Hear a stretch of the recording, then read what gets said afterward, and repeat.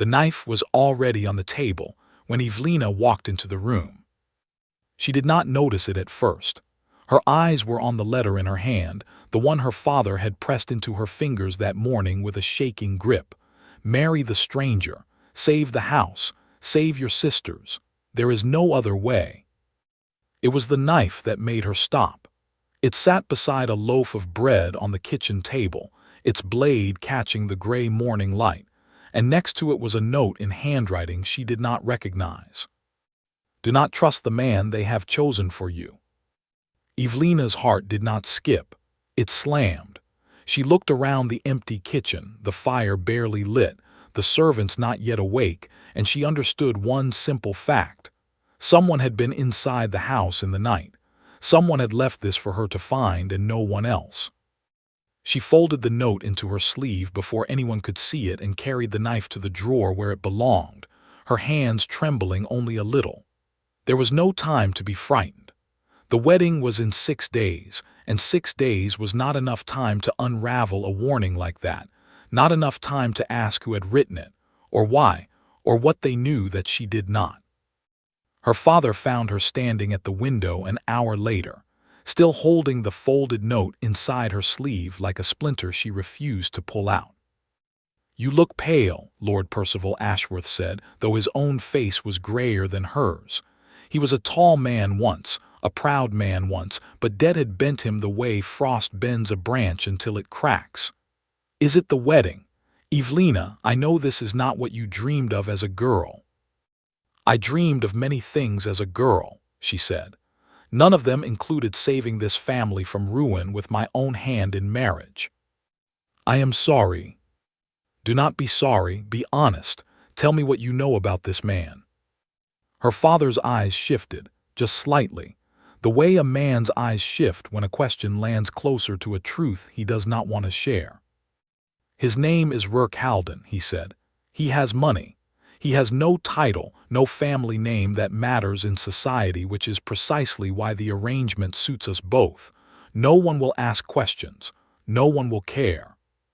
Someone already cares, Evelina said quietly, and she almost showed him the note, almost let the fear spill out of her chest and onto the floor between them. But something stopped her. A feeling low in her stomach, old and instinctive, told her that if she showed her father this warning, the truth she needed might vanish before she ever found it. She kept the note hidden and said nothing more. That night she could not sleep. She lay awake listening to the house settle around her, every creak of wood sounding like a footstep, every gust of wind against the glass sounding like breath. She thought of the man she was about to marry, a man she had never seen, never spoken to, never so much as exchanged a single letter with beyond the cold terms drawn up by lawyers and matchmakers. She thought of the note. Do not trust the man they have chosen for you. 6 words, no signature, no explanation, and yet those 6 words had already done more to her heart than 6 years of her father's quiet decline. By morning she had made a decision. She would not run from the wedding. She would not beg her father to release her from the arrangement, not when the house and her sister's futures depended on this single bargain. But she would walk into that marriage with her eyes open, watching every shadow, listening for every lie. Whoever had left that warning wanted her afraid. Instead, they had made her ready. The days that followed moved with a strange, thick slowness, the way time moves when a person is waiting for something they cannot name. Dressmakers came and went, fitting her into a gown the color of old ivory. Her younger sisters, Louisa and Clara, sat on her bed each evening and asked question after question about the man she would soon call husband, and each time, Evelina had no true answer to give them. What does he look like? Clara asked one night, her small feet tucked beneath her. I do not know. What does his voice sound like? I do not know that either. Then how do you know you will love him? Evelina looked at her sister's face, so open, so certain that love was the reason anyone married anyone, and she did not have the heart to explain the truth. Love had nothing to do with it. Survival did. I suppose I will find out on the day, she said instead, and Clara seemed satisfied enough with that answer to let the subject drop. But Evelina was not satisfied, not even close. On the fourth night before the wedding, she woke to the sound of the stable door creaking open below her window. She rose without lighting a candle and looked down into the yard, where a single figure moved through the dark, cloaked, careful, keeping close to the wall the way a person moves when they do not wish to be seen. Her breath caught in her throat. The figure paused beneath her window for just a moment, long enough that she was certain, absolutely certain, that they knew she was watching. Then they turned and disappeared behind the old carriage house, swallowed whole by the dark. She did not sleep again that night. The next morning she searched the yard herself, walking slowly along the wall where the figure had stood, and there, tucked into a crack in the stone, she found a second note. "He is not who your father believes him to be. Ask about the Ashcombe name before you say your vows." Ashcombe. The word struck something in her, though she could not say what. She had heard the name before, whispered in passing at gatherings she barely attended, mentioned once by a servant who quickly changed the subject when she asked who the Duke of Ashcombe actually was. A distant figure, powerful, rarely seen. A man who kept to his estate and his own business, and yet somehow, impossibly, his name was now tangled into the fate of the stranger she was about to marry. She thought of asking her father directly. She thought of confronting him with both notes in her open palm and demanding the truth before it was too late to turn back. Instead, she folded the second note beside the first, tucked them both into the lining of her traveling case, and said nothing. If someone wanted her to be afraid, they would not get the satisfaction of watching her tremble in front of them. She would learn the truth on her own terms, in her own time, even if that meant carrying the fear alone until the very last moment. 2 days before the wedding, a carriage arrived at the estate unannounced, its wheels crunching over the gravel drive with a sound that pulled every servant to the windows.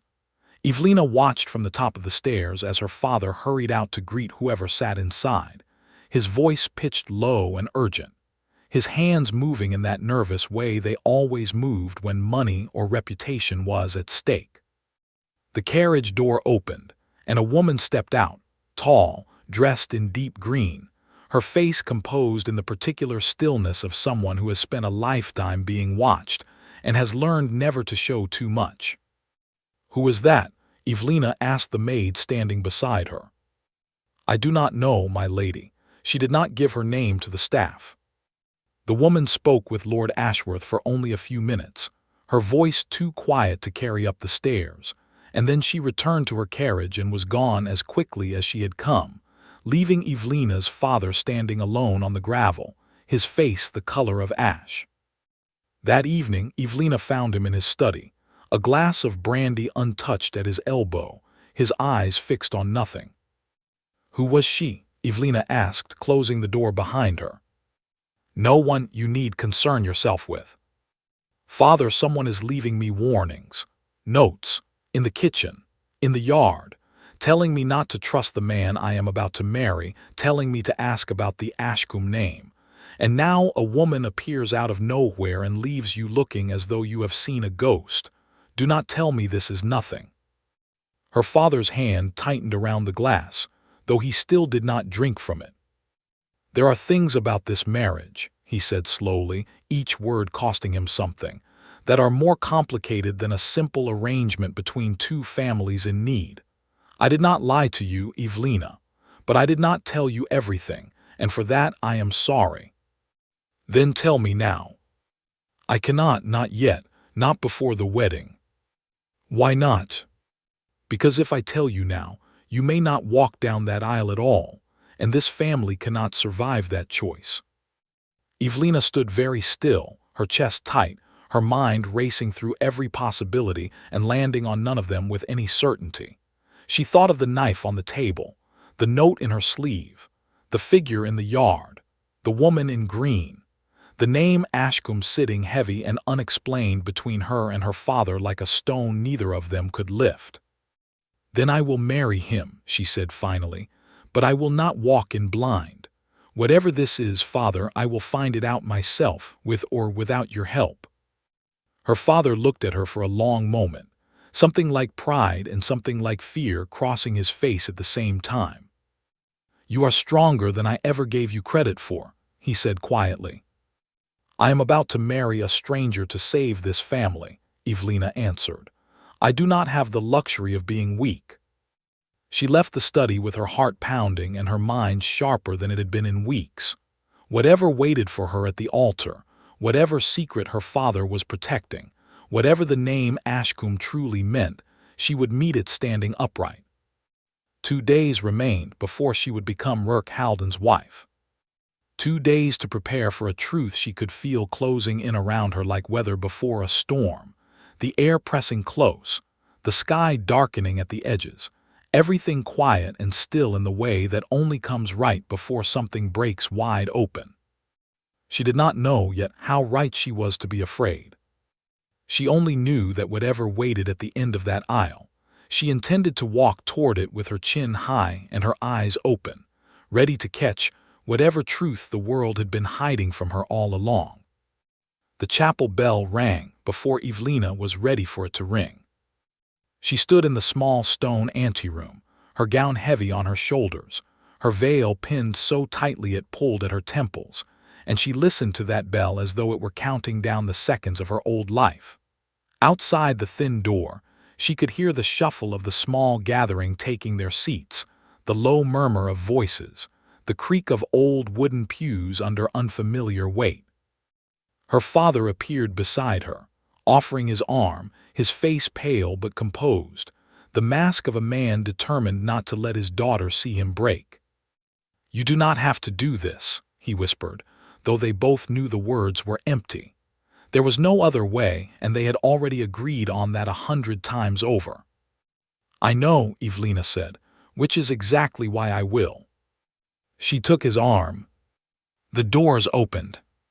The chapel was small, plain, lit by candles that flickered against the gray stone walls, and Evelina walked forward with her eyes fixed straight ahead, refusing to let them dart toward the handful of guests seated on either side. She could feel their attention on her like heat from a fire, but she kept her spine straight and her steps even, one foot in front of the other, carrying her toward a man she had never once laid eyes on. He stood at the altar with his back mostly to her, tall, broad through the shoulders, dressed simply in dark gray. A hood had been pushed back from his head, revealing dark hair damp from the rain outside, and he did not turn to look at her as she approached. He kept his eyes fixed forward on the priest on the altar, on anything but the bride walking toward him. Evelina's heart beat so hard she was certain it could be heard 3 pews back. Her father placed her hand into the groom's, and for one brief moment, skin met skin. His hand was warm, larger than hers, rough in a way that suggested work rather than idle wealth, and it closed around her fingers with a grip that was firm but careful, as though he were afraid of holding too tightly. He still did not look at her. The priest began to speak, his voice rolling through the old familiar words of the ceremony, but Evelina heard almost none of it.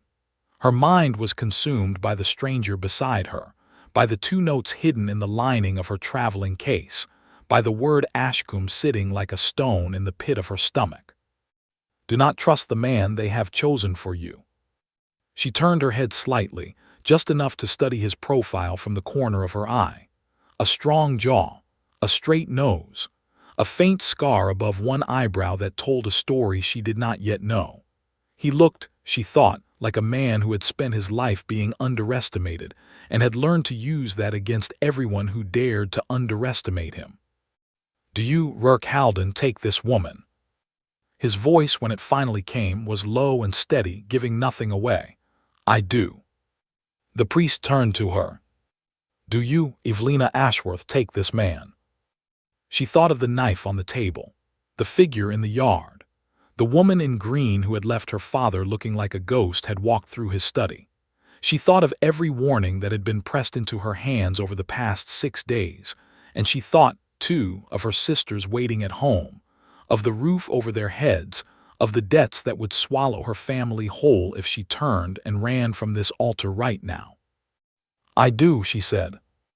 The priest closed his book. "You may seal your vows."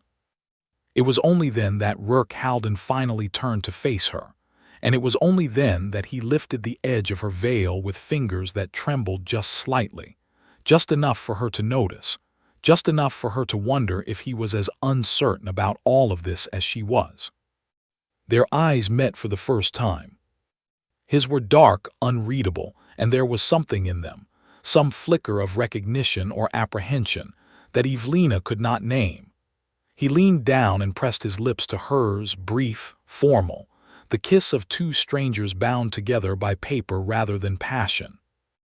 And that was when the ripple began. It started at the back of the chapel, a shifting of bodies, a rustle of fabric, a collective intake of breath that spread forward through the small gathering like wind moving through tall grass. Evelina broke the kiss and turned toward the sound, and she saw him. A man rising from the back pew, a pew that had been empty when she walked in, a pew she was certain no one had occupied only moments before.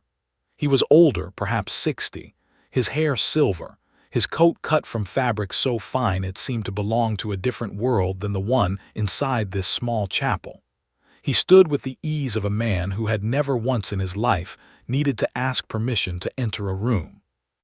"Who is that?" Evelina whispered, though she already suspected she would not like the answer. Beside her, Rourke had gone rigid, his jaw tight, his hand still holding hers though his grip had changed entirely, no longer careful but bracing, as though he expected the ground to shift beneath them both. The older man walked forward, unhurried, each step deliberate, and the small gathering parted before him without needing to be asked. When he reached the front of the chapel, he stopped, and his eyes moved from Evelina to Rourke and back again, cool and assessing. "Forgive the interruption," he said, his voice carrying an authority that filled the entire stone room without need for volume. "I could not, in good conscience, allow this ceremony to conclude without a word." "You were not invited," Rourke said, and his voice, for the first time, cracked slightly at the edges. "No," the older man agreed, "I was not, and yet here I am." Evelina's father had gone white as paper, standing frozen at the edge of the aisle, his mouth opening and closing without sound. "Who are you?" Evelina asked, and she was surprised by how steady her own voice sounded, given the way her heart was slamming against her ribs. The older man's eyes settled on her, and something in his expression softened, just slightly, as though he had not expected her to be the one to ask the question directly. "I am Edmund Ashcombe," he said, "Duke of Ashcombe." The name landed in the chapel like a stone dropped into still water, spreading outward in ripples that touched every corner of the room. Evelina heard her father make a small, strangled sound behind her. She felt Rourke's hand tighten around hers until it nearly hurt. "Ashcombe." The word from the note. The word that had sat unexplained in her chest for 6 days, and now here it stood in front of her, given a face, given a voice, given a presence so commanding it seemed to press the air out of the room. "I do not understand," Evelina said, looking between the Duke and the man she had just married.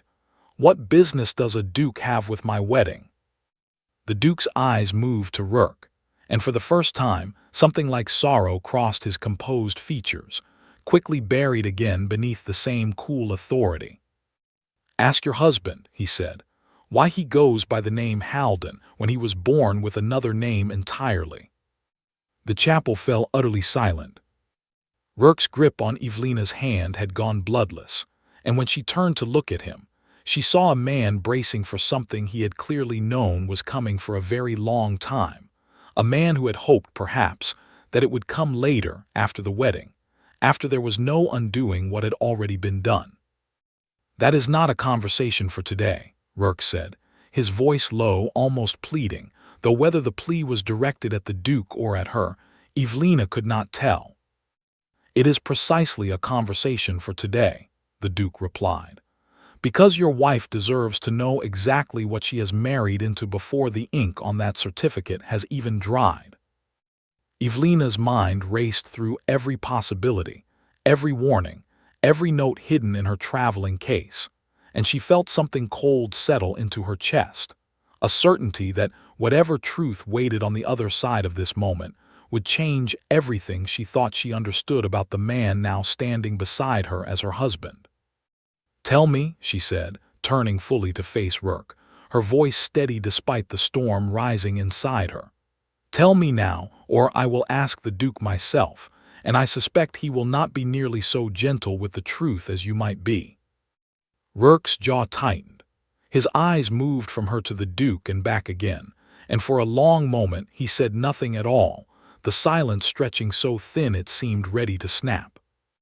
Then he spoke, and his voice, when it finally came, was quieter than she had yet heard it. "My mother," he said, "was born in Ashcombe, before she was disowned, before she was erased from every record this family kept." Evelina's breath caught.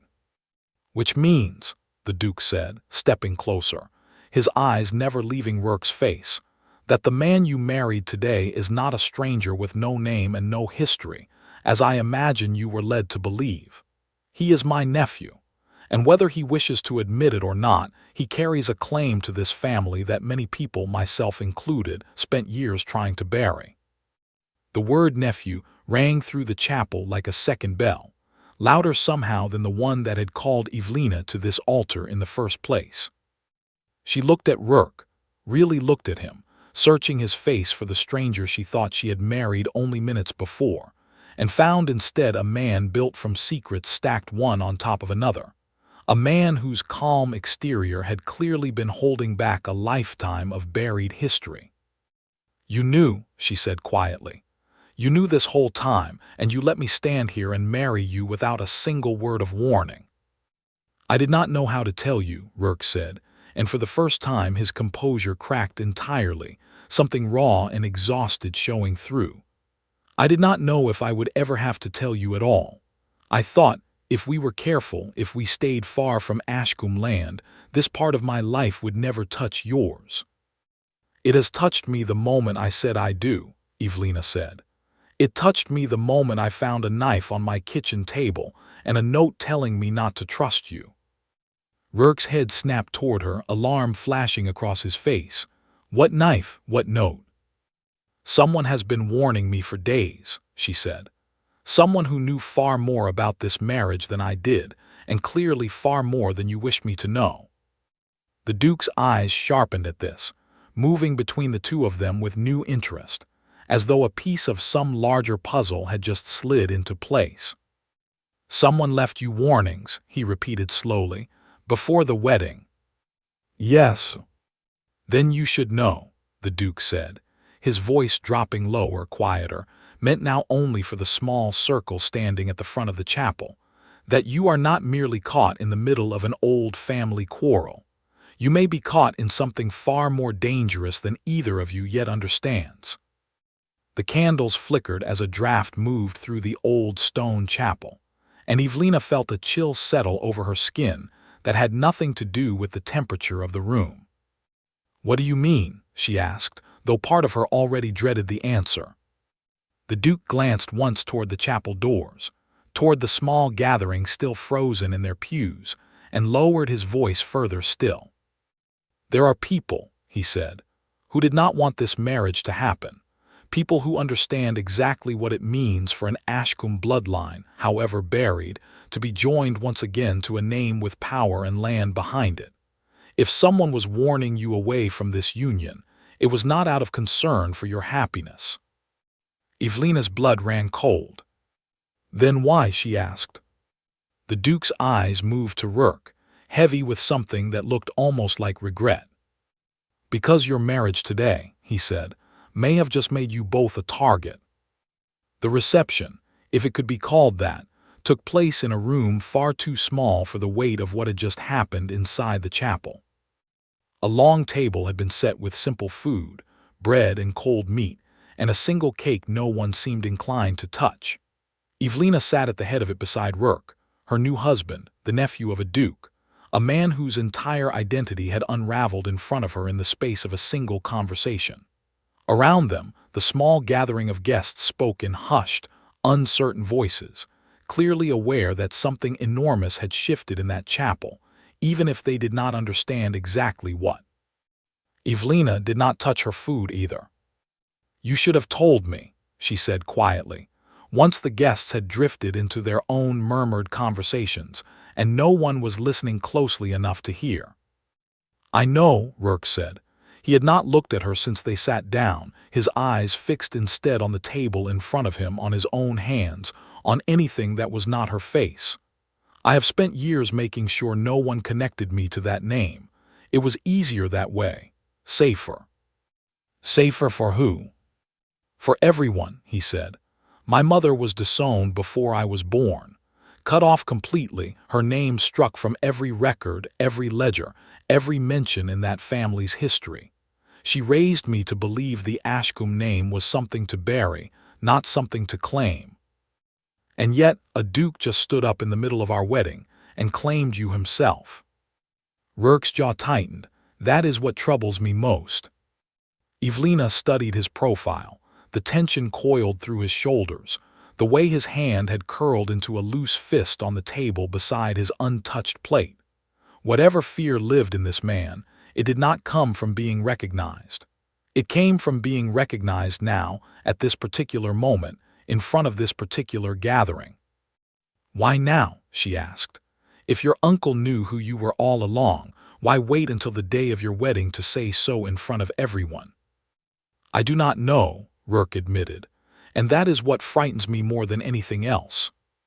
Before she could press further, a shadow fell across the table, and Evelina looked up to find the Duke himself standing over them, his expression unreadable, his silver hair catching the low light of the room. "May I sit?" he asked, though he was already pulling out the chair across from them before either could answer. "You have done quite enough for one day," Rourke said, his voice tight. "On the contrary," the Duke replied, settling into the seat, "I believe I have only just begun to do what should have been done years ago." Evelina folded her hands in her lap, steadying herself. "You said we may have made ourselves targets.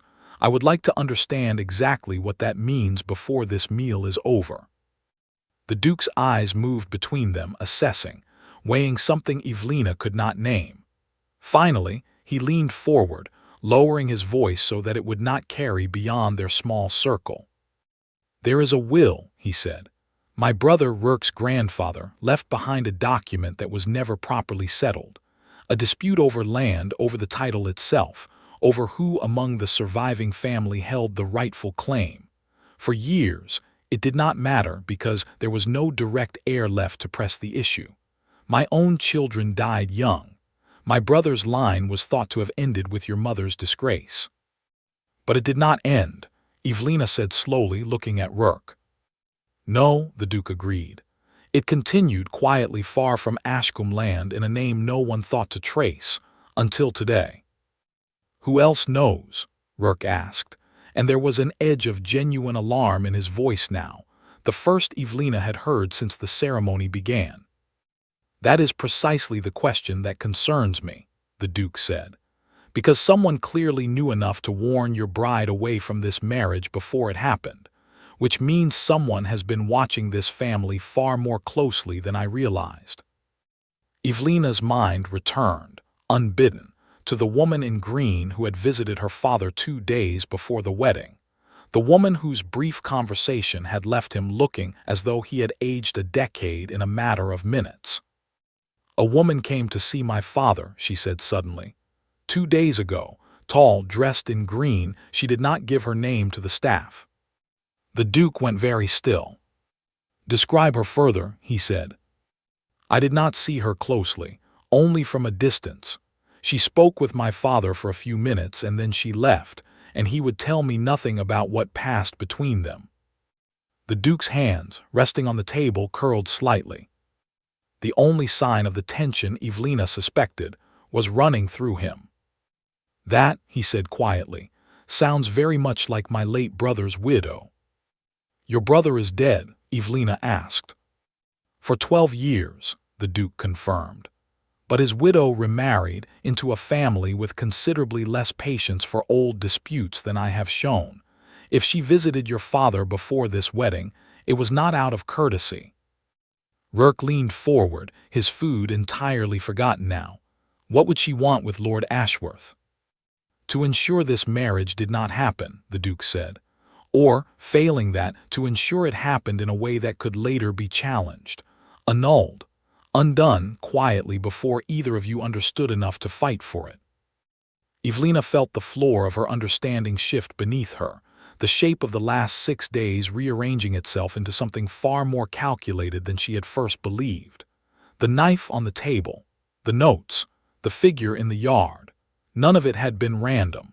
All of it had been deliberate, a careful campaign to frighten her away from a marriage that someone somewhere desperately did not want to succeed. They wanted me to run, she said slowly. Whoever left those warnings, they wanted me to call off the wedding myself, so no one else would have to be blamed for stopping it. That would be my guess as well, the Duke said grimly. But I did not run, Evelina said, and something steady settled into her voice, something that had not been there since the fear first began 6 days earlier. I married him anyway. Which means, the Duke said, whoever is behind this will now have to try something considerably less subtle. The room around them seemed to grow smaller as the weight of his words settled over the table.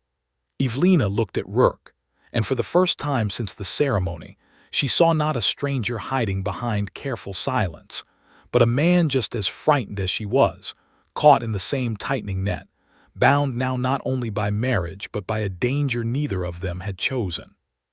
"What do we do?" she asked, looking between her husband and the Duke. "For now," the Duke said, "you leave this place quietly together, and you go somewhere no one expects to find you. Ashcombe Land is not safe, not yet, not until I understand exactly who is working against this family and why. But my hunting lodge, 2 days' ride from here, is quiet, remote, and known to almost no one outside my closest staff." "You would offer us shelter," Rourke said, surprise plain in his voice, "after abandoning my mother to disgrace for 30 years. The Duke's expression flickered, something like old guilt passing briefly across his composed features. "I made a mistake with your mother," he said quietly. "A mistake I have carried every day since, long before I ever knew you existed. I will not make the same mistake with you, not when I finally have the chance to correct it." Evelina watched the exchange between the two men, uncle and nephew, strangers bound by blood and old wounds neither of them had chosen, and she felt something unexpected stir inside her chest, something almost like hope threading its way through the fear. "We accept," she said, before Rourke could argue further. Both men turned to look at her. "Evelina," Rourke began. "We are already targets," she said. "Sitting here, arguing about old family wounds will not change that. If the Duke can offer us somewhere safer than this room, I would rather take the offer than wait here for whoever sent that knife to try something worse." Rourke studied her for a long moment, something shifting in his expression, an acknowledgement perhaps that the woman he had married that day was not going to be frightened into silence by any of this. "Very well," he said finally, "we leave tonight." The Duke nodded, satisfaction and relief mixing on his features. "I will arrange horses, quietly. No one outside this table needs to know your destination." As the Duke rose to make his arrangements, Evelina caught Rourke's sleeve before he could follow. "There is something else," she said, "something I have not told you yet." His eyes sharpened. "What is it?" She reached into the hidden fold of her gown, where she had tucked the 2 notes that morning, unwilling to leave them behind in her traveling case where anyone might find them. She pressed them into his hand. He read the first, then the second, his face growing paler with each line. "Ask about the Ashcombe name," he read aloud, his voice barely above a whisper. "Whoever wrote this knew everything, the connection, the danger, all of it before even I understood how deep it ran." "Which means," Evelina said, Whoever is working against us is not guessing. They know exactly what they are doing. Rourke folded the notes carefully and slid them into his coat, his expression hardening into something Evelina had not yet seen from him, a resolve that steadied his shoulders and sharpened his eyes. "Then we will need to be smarter than they expect," he said, "both of us." "Together," Evelina said. It was the first time since the ceremony that the word did not feel like an arrangement forced upon her by circumstance. It felt, for the first time, like a choice she was making freely, standing beside a man who was no longer entirely a stranger, bound together now not only by vows spoken under duress, but by a danger they would have to face side by side if either of them hoped to survive what was coming. Outside, the rain had begun again, tapping softly against the chapel windows, and somewhere beyond the walls of that small stone building, someone who wanted their marriage undone was already learning that their plan had failed. Evelina did not know yet how far that person was willing to go to fix that failure. She only knew that whatever came next, she would not face it as the frightened girl who had found a knife on her kitchen table 6 days ago. She would face it as Rourke Halden's wife, with her eyes open and her spine straight, ready for whatever truth still waited to be uncovered. The horses moved fast through the dark, faster than Evelina had ever ridden in her life, and she gripped the reins with hands that had gone numb from cold and fear in equal measure. Rourke rode beside her, his eyes constantly scanning the tree line on either side of the narrow road, his body tense in the saddle in a way that told her he expected trouble at any moment. The Duke had sent them off with 2 of his most trusted men, quiet, watchful figures who rode a short distance ahead and behind, but even their presence did not ease the tight knot sitting in Evelina's chest. They had been riding for perhaps an hour when the first sound reached them. A snap of a branch, off to the left, too deliberate to be an animal moving through the brush. Rourke's hand shot out and caught her horse's bridle, pulling both animals to a sudden stop.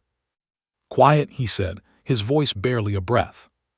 The 2 guards ahead had already slowed, their heads turning toward the same sound, hands moving instinctively toward the weapons at their belts. For a long moment nothing happened. The forest held its silence, the wind moving softly through the leaves, and Evelina's heart pounded so loudly she was certain it could be heard through the trees. Then a second sound, closer this time from the right. "They have found us already," Rourke said quietly. "How?" Evelina whispered. "No one knew which road we would take." "Someone did," Rourke said grimly. "Which means whoever is behind this has eyes closer to the Duke than any of us realized." One of the guards turned his horse back toward them. "My lord, we should move faster. This stretch of road offers no cover if they mean to strike." Rourke nodded once, and before Evelina could fully process what was happening, he had spurred his horse forward, hers following at a speed that left her clinging to the reins with everything she had. The sounds around them multiplied, hoofbeats now, unmistakable, closing in from both sides of the road. Evelina risked a glance over her shoulder and saw shapes moving through the trees, 3 riders, maybe 4, cloaked and fast, gaining ground with every passing second. "Faster!" Rourke shouted, and Evelina pressed herself low against her horse's neck, urging every ounce of speed she could manage from the animal beneath her. The road curved sharply ahead, and one of the Duke's guards peeled off toward the bend, clearly intending to hold the path while the others pushed through. Evelina heard the clash of steel behind her, sharp and sudden, and she forced herself not to look back, not to slow, not to do anything but keep riding as Rourke had told her. They broke through the curve and into a wider stretch of road, and for one terrible moment, Evelina thought they had lost their pursuers entirely. Then an arrow whistled past her shoulder. Close enough that she felt the air move against her cheek, burying itself in the trunk of a tree just ahead. "Down!" Rourke shouted, and Evelina flattened herself further against her horse, her heart hammering so hard it felt as though it might break through her chest entirely. Another arrow followed, then another, and Evelina understood with sudden, terrible clarity that whoever was chasing them was not interested in capture. They intended for this ride to end in blood. The second guard dropped back to cover their flank, and the sound of steel meeting steel rang out again behind them, closer now, more desperate. Evelina risked one glance back and saw the guard locked in combat with a rider dressed entirely in black, faces hidden, movements precise and practiced in a way that told her these were not simple bandits looking for easy coin. These were people who had been trained for exactly this kind of work. "We cannot outrun them on this road forever," Rourke called to her. "There is a river crossing half a mile ahead. If we can reach it before they do, we can lose them in the current. And if we cannot, then we fight," he said simply, and there was something in his voice, some steel she had not heard from him before, that told her this was not the first time he had faced danger like this. They rode hard for what felt like an eternity, the sound of pursuit never quite fading, never quite catching them either, until at last the trees opened up and the dark ribbon of a river came into view, moving fast and cold beneath a sliver of moon. "Now," Rourke shouted, and their horses plunged into the water together, the cold shock of it stealing the breath from Evelina's lungs even as she clung desperately to the reins. The current pulled hard, dragging them downstream even as they pushed toward the opposite bank, and Evelina heard shouting behind them, frustrated, furious, the voices of their pursuers realizing that their prey was slipping away into the dark water. An arrow struck the surface just beside her, close enough that water sprayed across her face, and she gasped, swallowing a mouthful of the cold river before forcing herself to focus, to breathe, to keep her grip on the horse beneath her no matter what happened next. They reached the far bank soaked through and shaking, and Rourke did not slow down even then, pulling both horses up the muddy slope and back onto solid ground before turning to look behind them.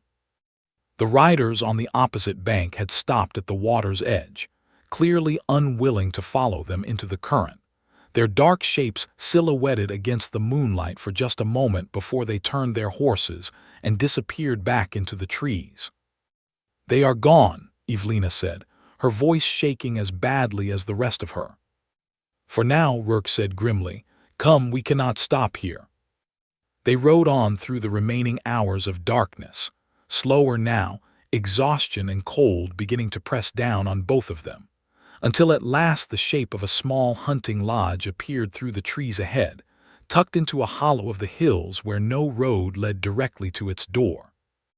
Rourke helped her down from her horse, his hands steady despite everything they had just survived, and for a moment they simply stood there in the cold morning air, staring at each other as the weight of what had happened finally settled over them both. "You could have died tonight," Rourke said quietly, "because of me, because of a name I never asked to carry." "We both could have died tonight," Evelina corrected him, "because someone out there does not want this marriage to stand, and they are willing to kill to make certain of it."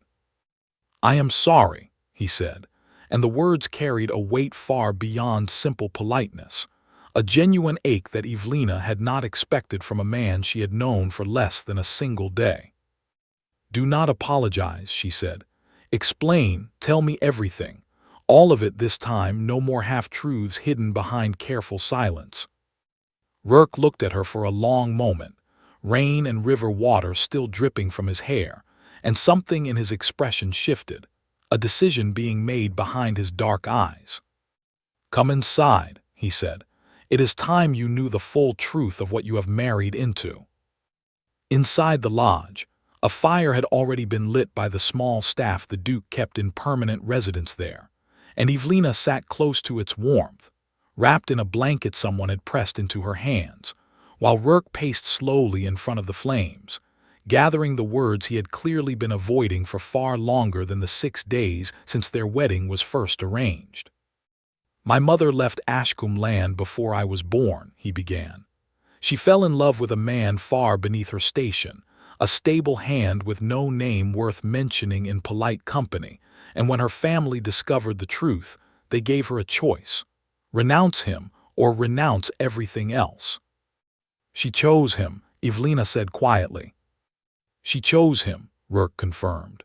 And she paid for that choice every single day of her life after. We lived modestly, moving from town to town whenever anyone asked too many questions about her past. My father died when I was 12, and after that it was only the two of us, scraping by, staying quiet, staying hidden. How did you come to have money? Evelina asked. Enough money to be considered a suitable match for my family's arrangement. I built it myself, Rourke said, something like pride flickering briefly across his exhausted features. Trade, shipping contracts. I was good with numbers, better with risk, and over the years I built enough of a fortune that no one ever thought to ask where the money had originally come from. It seemed for a long time that I had successfully buried every trace of the Ashcombe name. Until today. Until today, he agreed. I do not know how the Duke learned of the wedding, or why he chose that exact moment to reveal what he knew. But I suspect, given everything that happened on that road tonight, that whoever is truly behind this has known about me for far longer than any of us realized.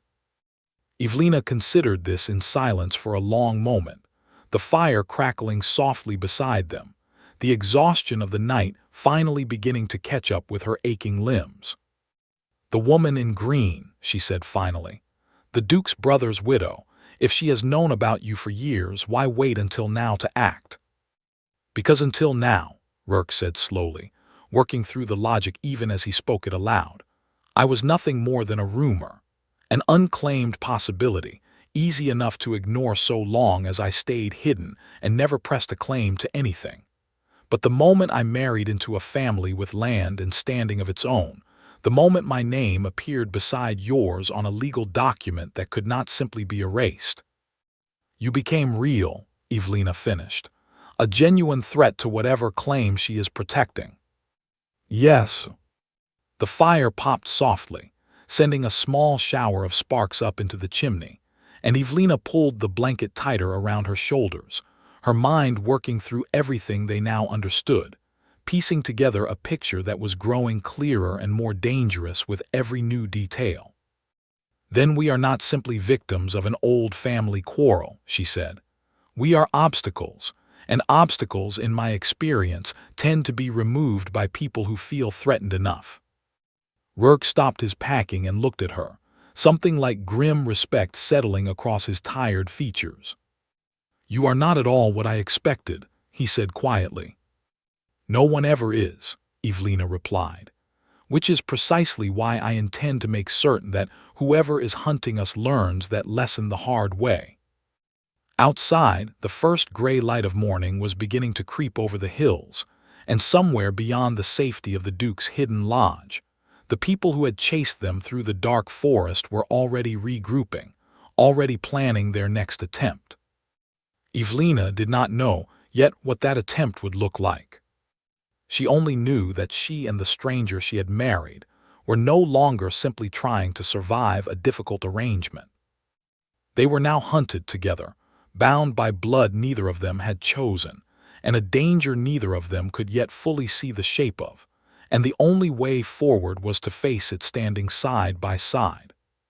3 days passed at the hunting lodge before the next blow fell, and when it came, it did not arrive with arrows or hoofbeats in the dark. It arrived with a letter.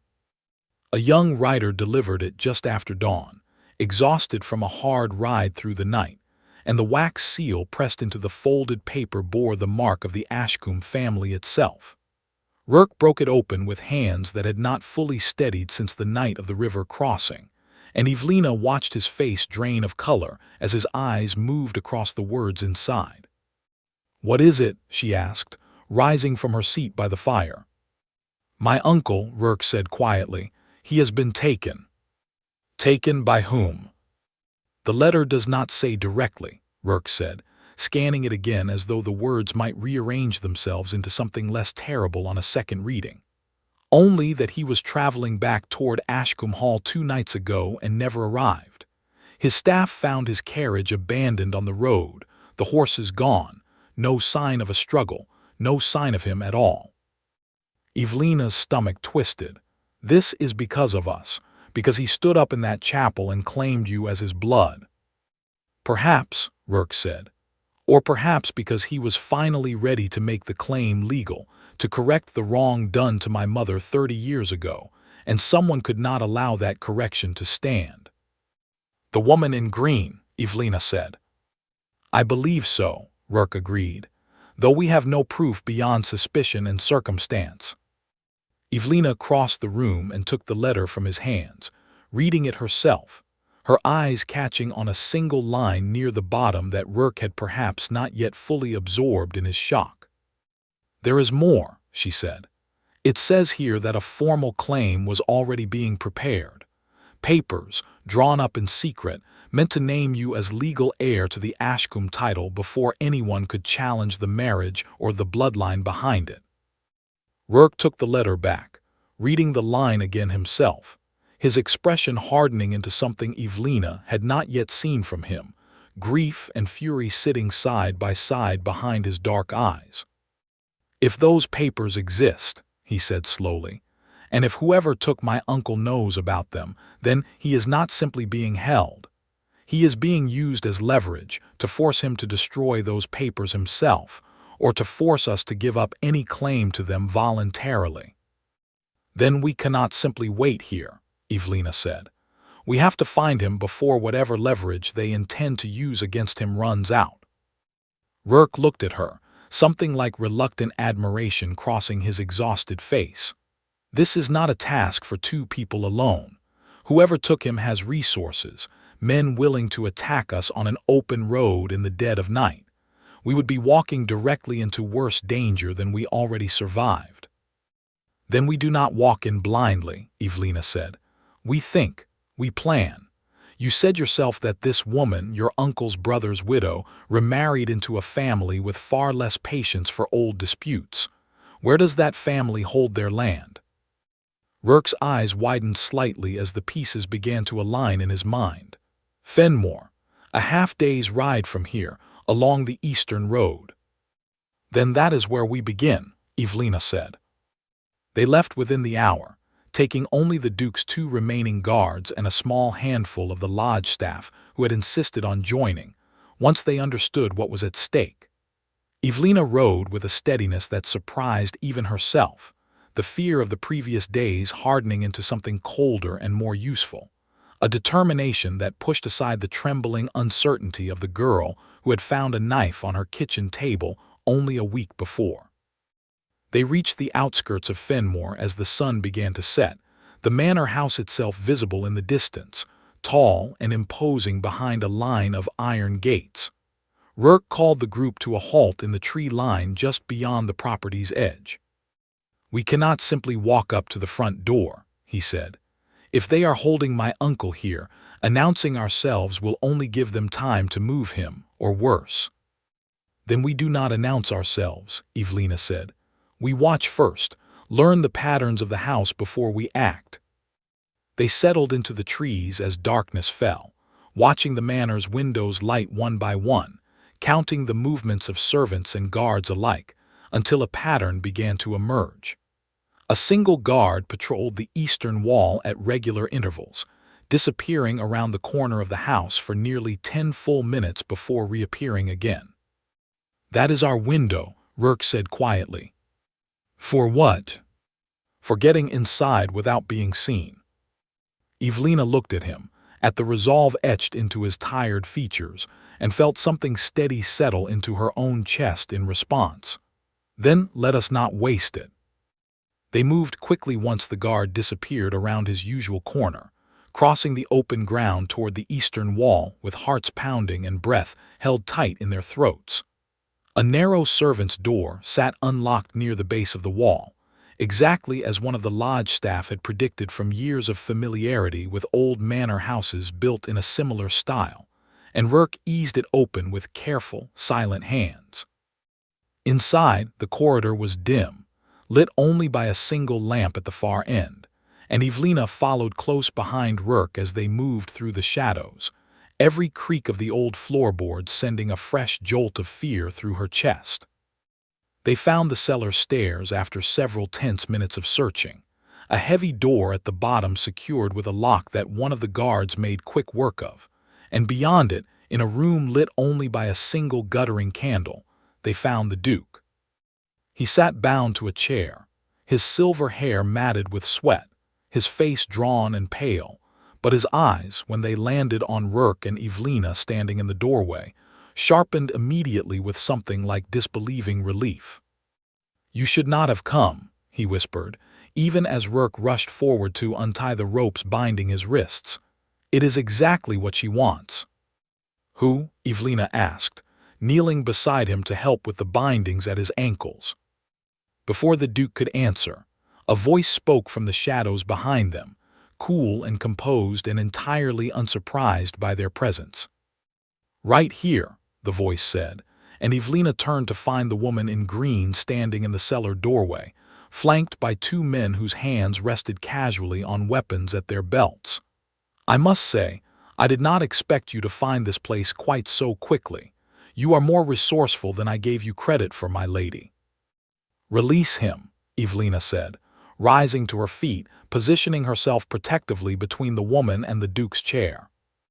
"I would love to," the woman said, stepping further into the candlelight, revealing a face that was handsome in a sharp, calculating way, the kind of beauty that had clearly been used as a weapon many times before. "Unfortunately, releasing him now would mean giving up the only piece of leverage I have to ensure this family's claim dies quietly, the way it should have died 30 years ago." "You are the one who has been sending the warnings," Evelina said, understanding crashing over her all at once. "The knife, the notes, you wanted me to run before the wedding even happened." "I wanted to spare you all of this," the woman said, almost gently, as though she genuinely believed her own words. "A frightened bride calling off her own wedding causes far less scandal than what will happen if this claim moves forward, and my own family's inheritance is cut in half to accommodate a stable hand's bastard son." Rourke's face darkened at the insult, but he held his tongue, his hand moving instead to rest protectively on Evelina's shoulder. "You attacked us on the road," he said. "You very nearly had us killed." "A regrettable necessity," the woman replied, though something in her tone suggested she did not regret it nearly as much as the words implied. "You should have taken the warnings, my lady. You should have run when you had the chance." "I do not run," Evelina said, her voice steady despite the fear still coiled tight in her chest, "from people who think fear is a tool they can use to control me." The woman's expression flickered, something like genuine surprise crossing her composed features for just a moment before the cool mask settled back into place. "Then you leave me no choice," she said, "but to ensure this ends here tonight in a manner that leaves no complications behind." The two men beside her stepped forward, weapons drawn, and Evelina felt Rourke shift beside her, positioning himself between her and the approaching danger even as the Duke, still weak from his days of captivity, struggled to rise from his chair. But before the men could close the distance, the sound of boots thundered down the cellar stairs behind them, and the Duke's own guards, the ones who had waited outside the manor as agreed, burst into the room with weapons already drawn, having grown suspicious when Rourke and Evelina failed to return within the expected time. The woman's composed expression finally cracked as she realized the numbers had shifted entirely against her, her two men suddenly outmatched and outmaneuvered in the small confines of the cellar. "This is not finished," she said, backing toward the shadows at the edge of the room. "It is finished," the Duke said, his voice weak but firm as he finally rose fully to his feet with Rourke's support. "You will answer for this, Margaret. Kidnapping, attempted murder. There is no version of this night that ends with you walking free." The woman's eyes swept the room one final time, calculating, searching for any last avenue of escape and finding none. Her shoulders sagged just slightly, the fight draining out of her as the guards moved to secure her and the two men who had come with her. "I only wanted to protect what was mine," she said quietly, almost to herself, as the guards led her from the room. "What was never yours to begin with," Rourke replied, his voice carrying none of the anger Evelina might have expected, only a tired, worn kind of sorrow for a family so thoroughly broken by decades of pride and old grudges. They rode back to Ashcombe Land the following morning, the Duke recovering slowly but steadily in a carriage behind them, and Evelina found herself riding beside Rourke in a silence that felt, for the first time since the wedding, entirely peaceful rather than tense. "You saved my uncle's life," Rourke said finally, glancing over at her. "You could have run the moment those warnings started arriving. Instead, you stayed. You fought. You very nearly walked into a cellar full of armed men without a second thought." "I did not marry a stranger to run from the first sign of difficulty," Evelina said. "I married him to build something worth keeping, even if neither of us knew that at the time." Rourke's expression softened into something Evelina had not yet seen from him, warmth breaking through the exhaustion and old grief that had shadowed his features since the day they first met. "I did not expect," he said slowly, "to find someone who would choose to stay once she understood exactly what she had married into." "Then perhaps," Evelina said, "you underestimated me from the very beginning." He smiled at that, the first genuine smile she had seen from him, small and tired but real. At Ashcombe Hall, the Duke settled the matter of the will within a fortnight, the papers signed and witnessed properly this time, with no shadows left to challenge them. Rourke's claim to the family bloodline was formally recognized, though he made clear to his uncle that he had no interest in the title itself, only in seeing his mother's name finally restored to the family record she had been erased from 30 years before.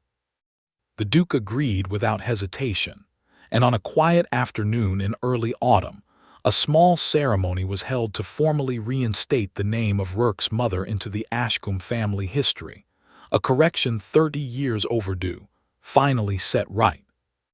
Evelina stood beside her husband throughout the ceremony, and when it was finished, when the last document was signed and the last old wound finally began to close, Rourke turned to her with an expression she recognized now, one she had come to understand over the difficult days since their wedding. "I did not choose you," he said quietly, "not truly, not at the start. Our fathers arranged this marriage between them, and neither of us had much say in the matter."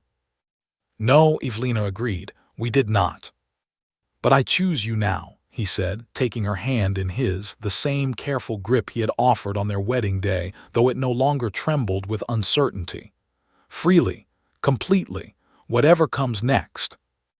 Evelina looked at the man she had married as a stranger only weeks before, a man who had turned out to carry more history and more danger than either of them could have imagined, and she felt something settle deep in her chest, steady and sure in a way that no arrangement of paper and law could ever have guaranteed on its own. "I choose you too," she said, "freely, completely." Behind them, the last light of the autumn afternoon spread gold across the old stone walls of Ashcombe Hall, and for the first time since a knife had appeared on her kitchen table a lifetime ago, Evelina felt no fear at all, only the quiet certainty of a life she had chosen for herself, standing beside a man who was no longer a stranger, in a home that was finally, truly her own.